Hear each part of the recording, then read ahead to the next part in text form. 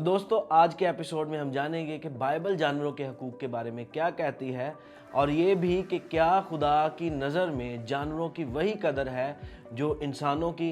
इससे पहले कि इन सवालात के जवाबात हम जानें, हम बढ़ते हैं और देखते हैं कि हिस्ट्री के अंदर जानवरों और इंसान का ताल्लुक कैसा रहा। नहीं, और बिल्ली नहीं लेनी, अभी हम डॉगी लेंगे।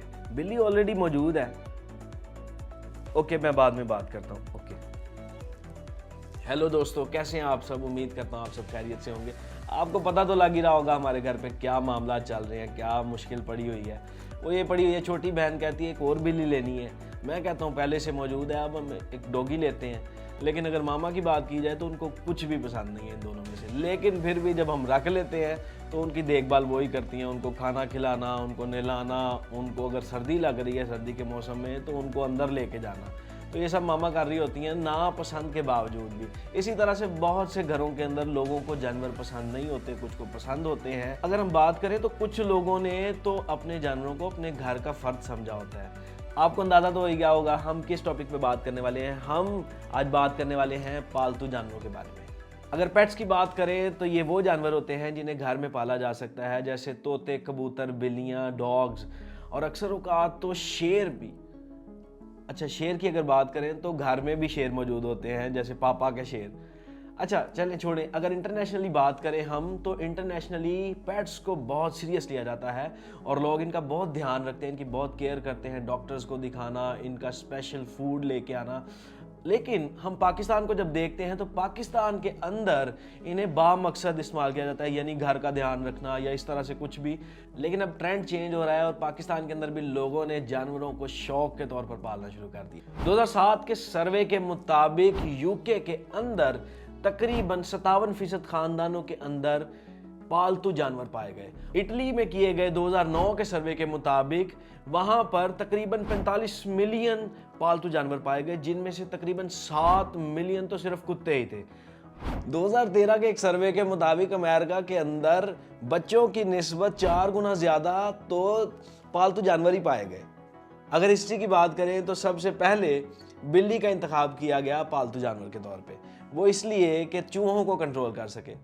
आज भी इस तरह से बहुत से काम लिए जाते हैं इन जानवरों से, लेकिन अब थोड़ा ट्रेंड चेंज हो रहा है और लोग इनको पालतू जानवरों की तरह पाल रहे हैं। अगर मैं अपने घर की बात बताऊं तो जो हमने बिल्ली पाल रखी है वो तो चूहे को देख के डर जाती है। इनको पाला जाता है और इनके आगे से नखरे भी देखे जाते हैं और बाज़ औक़ात तो इनसे मार भी खाई जाती है। इसी तरह डॉग्स को भी मुख्तलिफ मकासद के लिए पाला जाता है, जैसे कि अपने जानवरों की हिफाजत करना, घरों की हिफाजत करना और लॉन्ग डिस्टेंस को कवर करना। अगर हम गवर्नमेंट की बात करें तो वो भी अपने लिए कुत्तों को पालते हैं ताकि मुख्तलिफ तरह के क्रिमिनल्स को ट्रैक किया जा सके, उनको ट्रेस किया जा सके। इसी तरह से और बहुत से जानवर हैं जिनको अपनी कंपेनियनशिप के लिए पाला जाता है, जैसे कि पैरट जो बातें करते हैं, या रैबिट्स, या समटाइम तो लिजर्ड्स को, और इस तरह से स्नेक्स को। और मैंने पहले बात की कि अक्सर औकात शेर भी घरों में पाले जाते हैं। तो इसी सिलसिले में आप में से कुछ दोस्तों के बारे में देखते हैं कि उनको किस तरह के जानवर पसंद हैं।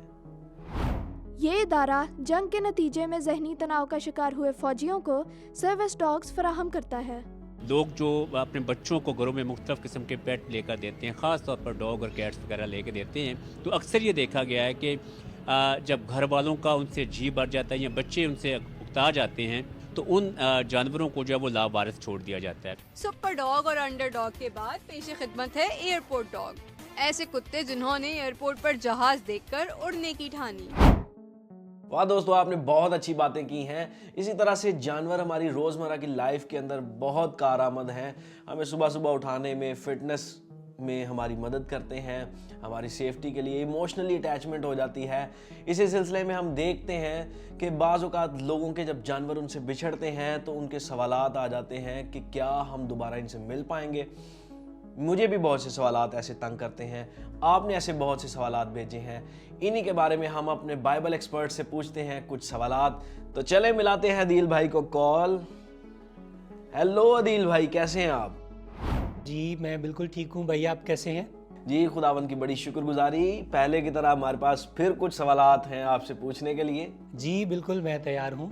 तो हमारा पहला सवाल ये स्क्रीन पर रहा, क्या बाइबल मुकद्दस जानवरों के हकूक के बारे में कुछ कहती है? बाइबल मुकद्दस की ये आयत हमारी रहनुमाई करती है कि खुदा ने इंसान को चौपायों का भी जिम्मेदार ठहराया है। जी जी बिल्कुल, बेशक। चौपाए तरह तरह से हमारे काम आते हैं। मिसाल के तौर पर वो हमारे लिए ग़ज़ा का काम भी करते हैं, हमारे काम काज में भी हम चौपायों को इस्तेमाल करते हैं। और मेडिकली देखा जाए तो बहुत सारी अद्वियात भी हम जानवरों से ही हासिल करते हैं। अब एक तरफ अगर वो हमारी रहनुमाई कर रहे हैं, मदद कर रहे हैं, तो हम पर भी ये जिम्मेदारी आयद होती है कि हम भी उनका ख्याल रखें। जी हाँ दिल भाई, आपने बहुत अच्छी बात की। मोस्ट ऑफ द टाइम तो ये हमारी मेडिकल कंडीशंस में भी हमारी हेल्प करते हैं। चले इसी से मुतल्लिक एक अगले सवाल की तरफ पहुंचते हैं। बाइबल मुकद्दस में एक हुक्म दिया गया है कि अपने पड़ोसी से अपनी मानिंद मोहब्बत कर। तो क्या ये हुक्म जानवरों पे भी अप्लाई होता है? एक तरह से हम इस बात को जानवरों पर भी अप्लाई कर सकते हैं। ख़ासकर जब हम रोड्स पर निकलते हैं तो बहुत सारे जानदार रोड के किनारों पर सोए होते हैं। तो अगर हम अपनी गाड़ी की रफ्तार को कम कर लें या हॉर्न बजाने से गुरेज करें ताकि उनके आराम में कोई खलल पैदा ना हो। इसी तरह जब हम सुबह अपनी गाड़ियां लेकर निकलते हैं तो हमें इस बात का ख़ास ख्याल रखना चाहिए। बाज़ औक़ात जानदार टायर्स के साथ टेक लगाकर सो जाते हैं, तो जब भी हम गाड़ी निकालें हम पहले चेक करें कहीं कोई जानवर हमारी गाड़ी के नीचे तो नहीं। हमारे ये छोटे छोटे अमाल उनकी ज़िंदगी को और उनके आराम को बेहतर बना सकते हैं। जी हाँ बिल्कुल अदिल भाई, आपने बड़ी खूबसूरत बात की है कि हमें ना सिर्फ अपने घर में मौजूद पालतू जानवरों का ख्याल करना है, बल्कि जो इर्द गिर्द में हमारे पाए जाते हैं जानवर, उनका भी ध्यान रखना है। इसी से मुतल्लिक आगे सवाल की तरफ बढ़ते हैं। यीशु मसीह ने बहुत मर्तबा भेड़ की मिसाल दी है, तो सवाल ये है कि यीशु मसीह ने अपने लोगों के लिए एक जानवर की मिसाल ही क्यों दी है? अगर हम बाइबल मुकद्दस के कॉन्टेक्स्ट को देखें तो उस दौर में ज़राअत का पेशा बड़ा आम था और इसी तरह मवेशी पालना भी आम था, और बहुत सारे लोग मवेशी पालते थे और भेड़ बकरियां चराया करते थे। यीशु मसीह ने भेड़ की मिसाल इसलिए दी ताकि उस वक़्त के लोग बासानी समझ सकें। चूँकि चरवाहों का किरदार बड़ा अहम होता था, वो अपनी फ़िक्र करते थे, इसके साथ साथ वो अपने जानवरों की फ़िक्र भी करते थे और वो बहुत दूर अंदेशी से काम लेते थे। इसलिए खुदावंद यीशु मसीह ने भेड़ की मिसाल का इस्तेमाल किया ताकि वो अपने आप को चरवाहे के तौर पर पेश कर सकें कि जिस तरह चरवाहा अपनी भेड़ों की फ़िक्र करता है और अपने आराम को पस से पर्दा डालकर अपनी भेड़ों के आराम की फ़िक्र करता है, यीशु मसीह भी हमारी इसी तरह फ़िक्र करता है। मुझे तो इस सवाल से वो संडे स्कूल का एक गीत याद आ गया, एक नन्ही मुन्नी भेड़ उछलती कूदती जाती थी। बड़ा मज़ेदार गीत था और शुक्रिया, आपने इसका जवाब दिया, बड़ा खूबसूरत। इसी के मुताबिक एक और सवाल की तरफ बढ़ते हैं। तो ये रहा हमारा एक और सवाल स्क्रीन पर। क्या खुदा की नज़र में जो कदर इंसानों की है, जानवरों की भी वैसी कदर है? इसमें कोई शक नहीं कि जानवर भी खुदा की नज़र में अहमियत के हामिल हैं। चूँकि जब खुदा ने आदम को बनाया तो खुदा ने जानवरों को भी खुद तख्लीक किया, लेकिन फ़र्क ये है कि जब खुदा ने बाकी तमाम तर मखलूक़ात को तख्लीक किया तो फ़कत अपने मुंह से इरशाद फरमाया और वो सब तख्लीक हुई। लेकिन जब आदम को बनाया तो खुदा ने खुद अपने हाथों से उसकी तख्लीक की और उसके नथनों में ज़िंदगी का दम फूका। ये बात इंसान की अहमियत को उजागर करती है कि इंसान बाकी तमाम मखलूक़ात में ज़्यादा अहमियत का हामिल है। जब हम नया आसमान और नई ज़मीन के बारे में पढ़ते हैं तो वहाँ पर भी जानदारों का जिक्र मिलता है, लेकिन हमें ये बात याद रखनी चाहिए कि खुदा की नज़र में इंसान हमेशा बाकी तमाम मखलूक़ात से ज़्यादा अहमियत का हामिल रहा है। अदील भाई बहुत बहुत शुक्रिया, आप हमेशा हमारी मदद करते हैं हमारे सवालात के जवाबात देने की। थैंक यू आपके तमाम तर सवालात के लिए कि आप हमेशा मुझे याद रखते हैं। खुदावंद आपको बरकत दे। ज़रूर ज़रूर ज़रूर, thank you so much, God bless you. जी तो दोस्तों, मुझे तो बहुत अच्छा लगा इन सवालात के जवाबात पाकर।